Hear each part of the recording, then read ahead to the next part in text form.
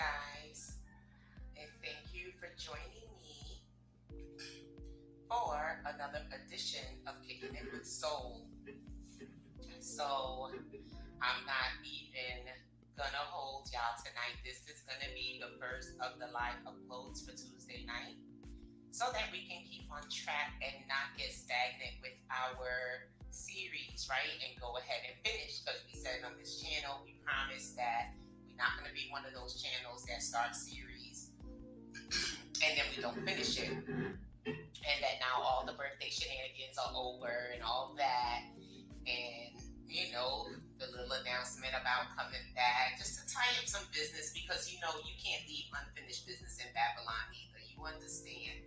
And over the course of whatever route that looks like for you, if you're a person that is going to leave Babylon, you have to let that take the course that it's going to take and trust that God is going to give you the desire of your heart all the way through. So anyway, y'all know we don't even try to stay long on the intro. We're going to dig into it. And we're going to get started with the Shema. We're going to say Shema Israel, Adonai Eloheinu, Adonai Echad, Baruch Shem Kavod, Nafuto, Leolam Vayed. And that is Hero Israel, the Lord our God, the Lord is one. Blessed be the name of his glorious kingdom forever and ever. Amen. So we're going to jump into a quick review.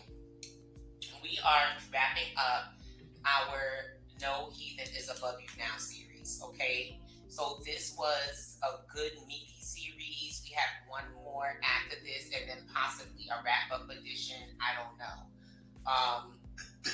But we started this series with a very good explanation about what it is you think you might be feeling in the air tonight. Hold on. Be split. We're talking about in Psalms where David said that truth is going to spring up from the earth. Generation is going to speak. A generation is going to know. We talked about the great awakening and the coming of the great day of the Lord. We talked about opening your eye, choose your side, play your position. Okay? That was the first part of the series. And then we moved into saying we're going to do 3 cases of people who thought it was a game. 3 biblical cases of people who thought it was a game. And then we're moving on to 3 cases of those who knew it wasn't. So we dealt with Korah, we dealt with Ananias and Sapphira, we dealt with Ahab and Jezebel. Those was fire teaching. So if y'all are interested in those, definitely go back and check those. And then so we jumped into 3 cases of those who knew it wasn't a game. They thought it was a game at first. They figured out it wasn't. And then everything was all good after that. And we looked at, the first case we looked at was Saul to Paul. That was a really good one. So dig into that if you choose. So our second one in this series that we're going to look at now, in this part of the series, the ending part of the series, we're going to look at Rahab, okay? We're going to look at Rahab and we're going to drill down into, once upon a time not long ago, there was a hoe.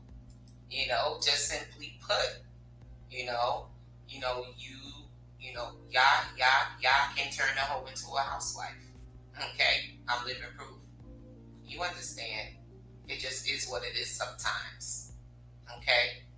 It just is what it is sometimes. The game is not for the suckers. So let's dig into it a little bit.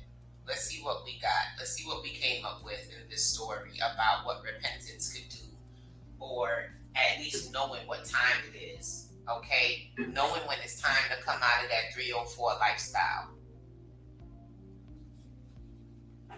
Knowing when it's time, I'm sipping on some nice tea, y'all.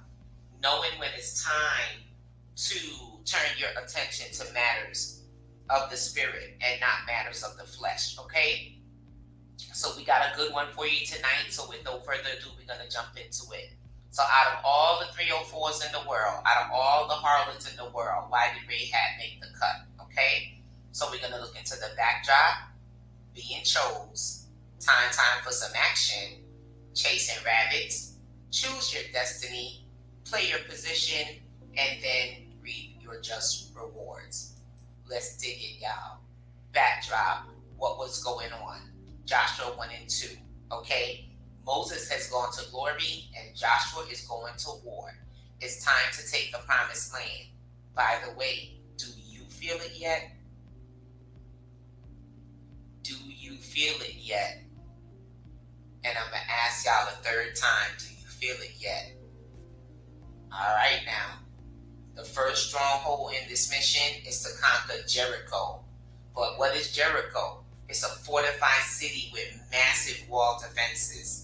Okay? The walls 13 foot high with additional watchtowers as high as 25 feet. Okay, that's from Encyclopedia Britannica. So Joshua does the first thing that any good general would do. He sends in his spies to see what's up. And wouldn't you know, they knocked on the front door of a whore. Now I ask you, who is this test for? Boom shot, let's run it. Being chose. Dang it. Y'all see what happened here? I'm so mad right now. I ain't even gonna worry about it. But what it says is she's not even supposed to be alive right now. Okay? But Yah puts her in place to answer the door to these men. Y'all know, comment on the typo, you get a cash tithe. Ain't nobody take me up on it yet. We got a lot of videos up, a lot of typos. All right now. So remember, sometimes you're looking for money and it's right there. Be a diligent student. Be a diligent steward. Okay? So she not even supposed to be alive right now. To be a whore in Israel and in those ancient times is upon risk of death. Such as it is right now as well. But even more so back then. It was really wide open back then. Okay? So the translated word of harlot, prostitute in Hebrew, is zana, which is pronounced za-na. The spies could have been like, oh no, and went to a more proper person's house. They could have been above it, right? But would this story end with the same tone? They chose to spend the night. Now the Bible doesn't say nothing about no hanky-panky, okay? They just decided that this was where they were supposed to stay. They knew that somebody was going to keep it real, okay? So now it's time for some action. Joshua 2, verse 2. And it was told to the king of Jericho, of course, you got the ops, you got the snitches, they always in action, right? So somebody went and told the king of Jericho, behold, men of Israel have come here tonight to search out the land. Then the king of Jericho sent to Rahab, saying, bring out the men who have come to you, who entered your house, for they have come to search out the land. Now, obviously, they knew that she had been coming in and out all the while, but somebody had seemed to have spotted some distinctive-looking Israelites, because, we do stand out, even though they say we all look the same. But anyway, but the woman had taken the two men and hidden them, and she said, true, the men came to me, but I did not know where they were from. Oh no, she's a 304. She's a hoe. And not only that, she's a liar. Huh.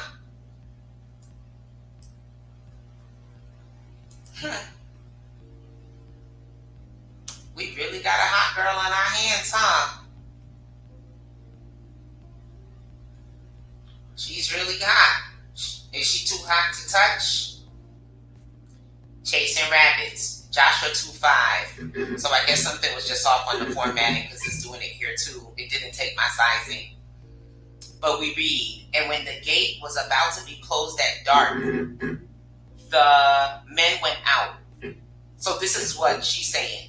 She's saying, I do not know where the men went. Pursue them quickly, for you will overtake them. So she pulled the they went that away. Okay?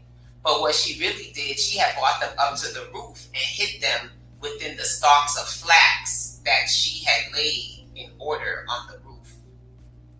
So even though she was a hoe, she was a functional hoe. She had her house somewhat in order. Who knows? Maybe she had been thinking in her heart, you know what? I don't really want to live this lifestyle anymore, but I don't know which God to call on. Who was this test for when the knock was on her front door? You feeling me? So the men pursued after them on the way to the Jordan as far as the fords. So she put them on a rabbit chase. They went all the way down to the fords, down to the river. So that's way far from the fortified walls, right? So now she got them out there defenseless, the king's men. And the gate was shut as soon as the pursuers had gone out, meaning they not easily getting back in. So we already know that Joshua's spies is pretty much good for the night. You see it. So, recognize who you are, who you're dealing with, and choose your destiny. Before the men lay down to sleep, she came up to them on the roof, and she said to the men, I know that the Lord has given you the land, and that the fear of you has fallen upon us, and that all the inhabitants of the land melt away before you. So she already know which side is never scared. Okay? She said, for we have heard how the Lord dried up the water of the Red Sea before you when you came out of Egypt, and what you did to the two kings of the Amorites who were beyond the Jordan, to Sihon and Og, whom you devoted to destruction. Listen, Judah, we are warmongers, and we will devote the enemies of Yah to destruction. We will devote our existence to their destruction. I have devoted my existence to the destruction of the enemies of Yah. And as soon as our enemies hear it, their hearts will melt. And there will be no spirit left in any man because of you, Judah. For the Lord your God, he is God in the heavens above and on the earth beneath. So this is her testimony. She's a heathen, a whore, and she recognized. Are you going to be recognizable? And on the flip side, are you going to recognize? Whichever camp, wherever you at right now, if you're already feeling like, yo, I'm already in the camp, I'm already with Yah, I'm already good, check yourself. Are you recognizable as such? If you are currently sitting in the seat of the 304, if you are currently a man that is whoremongering, but you should be thirsting after the heart of God and not after the heart of flesh, are you going to get yourself into a position to recognize and choose your destiny? So she says to them, now then, please swear to me by the Lord that as I have dealt kindly with you, you also will deal kindly with my father's house and give me a sure sign that you will save alive my father and my mother, my brothers and my sisters, and all who belong to them, and deliver our lives from death. So she knows that death is coming for her whole city. But she ain't just going to save herself and be sitting pretty. She recognized, she made a deal, and she remembered her whole household and asked for favor, regardless of her social status, because she knew she had did something worth doing. And the men said to her, our life for yours, even to death. So they swore to her on pain of their own death. They already sitting in a righteous position, but now they making a deal with her, a 304. They see it fit to do so. Why? Because she has shown signs that she's able to be saved. This is not a J. Cole situation. Don't save her. She don't want to be saved. That wasn't Rahab. She wanted to be saved. She was trying to get chose by the Most High.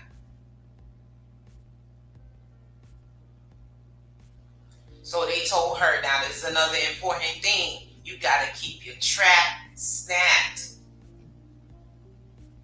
That one is a hard lesson to learn. I learned that late in life. The Lord still blessed me even through the lessons. So they're pledging their life for hers, even to death. If you do not tell this business of ours, one of the first ways to stop being a 304 is to learn to control your mouth. I'm telling you that straight up. If you cannot control your mouth, it's going to continue to lead you into whoredom. It's the biggest tool, believe it or not, even beside your palace that you hold below. That mouth. That mouth leads to down south. So they said, if you do not tell this business of ours, then when the Lord gives us the land, we will deal kindly and faithfully with you. All right? So then, boom. Then she let them down by a rope through the window, for her house was built into the city wall. Now, I don't know what kind of hoe Rahab was, but she, like I said, her house was in order. Her home was built into the side of the fortified city walls. I don't know if she was one of those high-class madams and escort, but she doesn't seem like she was a dirty foot. We're not talking dirty foot city here. Okay, I know that there's levels and everything, but I'm just saying the way the scriptures put it, I don't know. She obviously had already done some personal work to be able to recognize. That's all I'm saying. She was able to see what time it is. That's all I'm saying.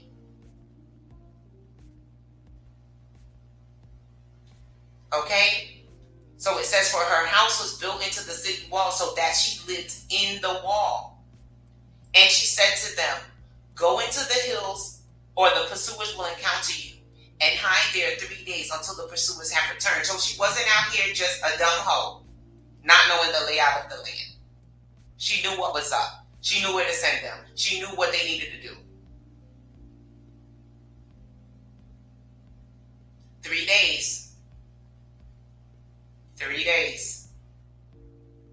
Then afterward you may go your way. The men said to her, we will be guiltless with respect to this oath of yours that you have made us swear. Behold, when we come into the land, you shall tie this scarlet cord in the window through which you let us down, and you shall gather into your house your father and mother, your brothers, and all your father's household. Then if anyone goes out of the doors of your house into the street, his blood shall be on his own head, and we shall be guiltless. So scarlet cord, remember that. Remember the scarlet cord. Remember the scarlet on the windowsills. Remember Passover. Remember the scarlet thread of Yeshua that runs all the way back. Runs to Mount Sinai, past Mount Sinai, all the way to creation, okay? Remember the scarlet cord right here. We're going to adjust it later on. Okay, so anybody that goes out of the doors of where this scarlet cord is and into the streets, his blood shall be on his own head, and we shall be guiltless. The spies shall be guiltless of your blood. But if a hand is laid on anyone who is with you in the house, his blood shall be on our head. So they're taking responsibility for her household, for real, for real.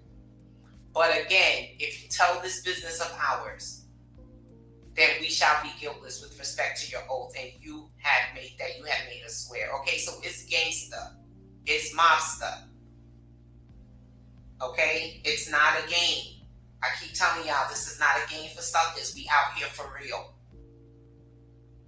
And she said, according to your word, so be it.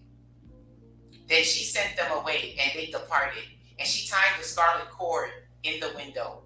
They departed and went into the hills and remained there 3 days until the pursuers returned. And the pursuers searched all along the way and found nothing. Fruitless search, chasing rabbits. All they came up with was a carrot stick. Then the 2 men returned. They came down from the hills and passed over. They passed over. Oh, wow, I didn't even see that when I was building the lesson. Scarlet thread, scarlet cord, Passover. Okay? All right now. So they passed over and came to Yeshua, came to Joshua, the son of Nun. And they told him all that had happened to them. And they said to Joshua, truly, the Lord has given all the land into our hands, and also all the inhabitants of the land melt away because of us. Now, what kind of report did they bring to Joshua? They came to Joshua and told him that they made a deal with a 304, with a whore. But Joshua was a spy back in his day, and he already know what it's like out there, because him and Caleb had to go and scout out some land, and they came back and they was shook. The men be giants, they said. But Joshua and Caleb saw the salvation of God under Moses. So Joshua knew to accept this report. And whatever deal the spies made, whether it was a 304 or not, he let it stand. Because why? She knew to play her position, she recognized, and she put her hands to the proper task. So the Torah story of Rahab ends there, or does it really? What became of this extraordinary whore? Did she teshuvah and turn it around? And remember, we learned teshuvah, our Hebrew word, right? At the beginning of this series. That means to completely repent and turn around from your ways. Not to return easily. But you may sin thereafter. You may sin. You may chata, C-H-A-T-A. You may miss the mark. But you don't let yourself slide back down into destruction, right? So let's see. I don't know if Rahab's experience with the spies and the blessings that she received means that she immediately changed her profession, okay? I'm not saying she never turned another trick. But the following things are important to the story. Rahab made the decision, even though she already had a bad reputation, to recognize the work that needed to be done for the greater good. 1. 2. The spies recognized that even though she was a prostitute, they didn't shun her and they accepted her help. Okay? So point 3, she first had to make the decision to not play the whore for the enemy, at least in that moment or anymore, and put her hands to a Proverbs 33 woman task and deliver the first blow in the advance of the Hebrew army to slay Yah's enemies and conquer the promised land. So where do we find Rahab's name next? Matthew 1:5. We read Matthew 1:1-5. The book of the genealogy of Yeshua, the son of David, the son of Abraham.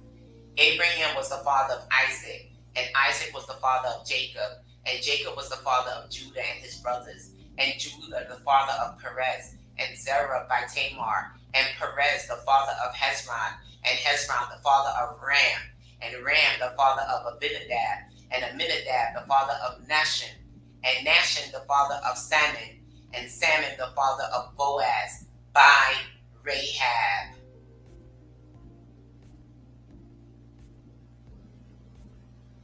Oh, everybody looking for their Boaz. Boaz mama was a hoe. You understand the point of the story? And Boaz, the father of Obed by Ruth, and Obed, the father of Jesse, and Jesse, the father of David, the king. Do you understand the point of the story? You might not be able to turn a 304 into a housewife, but y'all can. All right? That's me. You can quote me. You might not be able to turn a hoe into a housewife, but y'all can.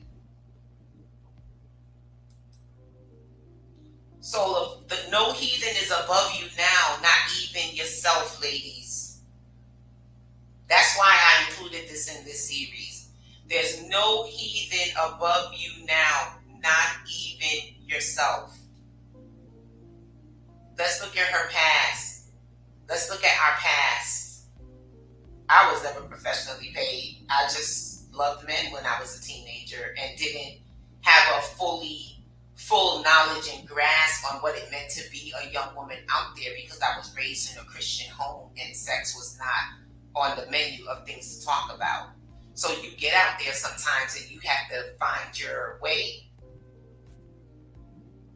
And sometimes that leads to bad decisions when you're younger. But we should learn and start to recognize and pull ourselves out of the muck and mire. So the past, she was a harlot. She was a prostitute. What is her legacy? Foremother of kings. Multiple. There's an S on the end of that. People.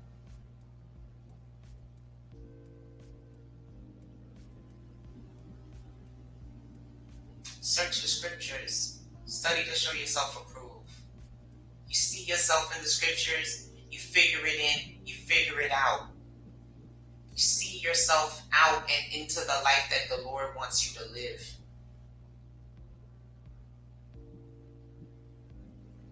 The era of the ratchet 304, it's simply over. Come out from among them. At least be a 304 looking for assignment. At least be a 304 with the heart to wanna change and test you by like Rahab did. Your legacy will mirror that of hers under Yah. Queens must know their power in order to protect the kings. It's really chess. I play it in real life. The queen's only job, one and only job on the chessboard, is to protect the kings. What is a queen that does not know her power? She is a hindrance to a king. She is a problem to a king. She is death to a king.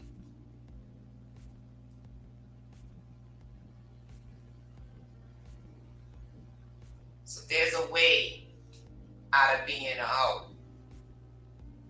And you tell them that the soulmate had told you so. All right? And so with that, we're going to end it. We did super, super good on time, y'all. We did amazing on time. We did this in 30 minutes, and I thought it was going to be more like 45 to an hour. So I just appreciate God being in the works. I'm going to go and get this upload ready so that you guys may enjoy it on a fine Tuesday evening or whenever you watch it on the replay. And I want you ladies to know that God is ever with you. And I want you men to know, do your best not to overlook an assignment. She may be right there. She may be a little dusty right now, but she may be open to change. She may be a jewel. She may be the foremother of kings. And with that, I say to you, remember that egos might trip, but humble never stumbles. Join us next week as I think that I've decided that we're going to look at the Gideon story for our final installation in this series. If the Spirit holds true to that, then that's what it'll be. We're going to look at Gideon and the wars, and because there is a war to come, and we must be ready. So with that, y'all girl, the soulmate, is signing out. Peace.